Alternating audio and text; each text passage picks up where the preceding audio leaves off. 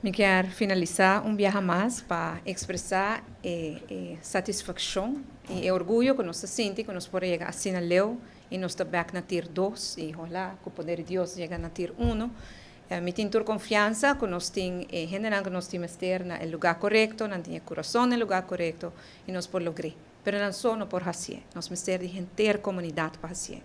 A ruta de recuperação, nós estamos mencionando toda hora cifras de recuperação impressionante do turismo, de nossa economia, até finanças pouco. Mas para a ruta por recuperar de verdade, tu é cidadão de nosso país tem que recuperar. Tu é ser humano que vive em nossa Pina Barranca tem que recuperar.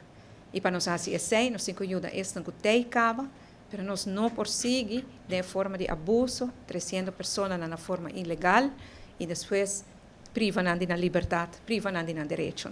Essa aqui não está Aruba, essa aqui não está nós que estima Aruba.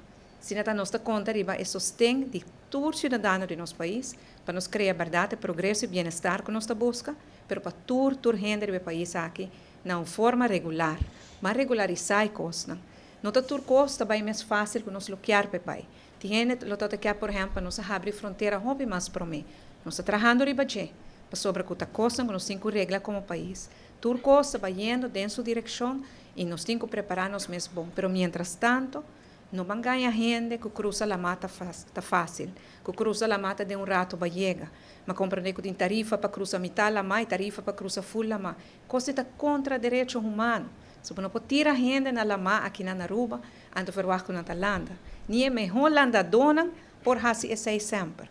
Pois aqui não uma apelação para toda gente. O tipo de coisa aqui não está aceitável, não está bom.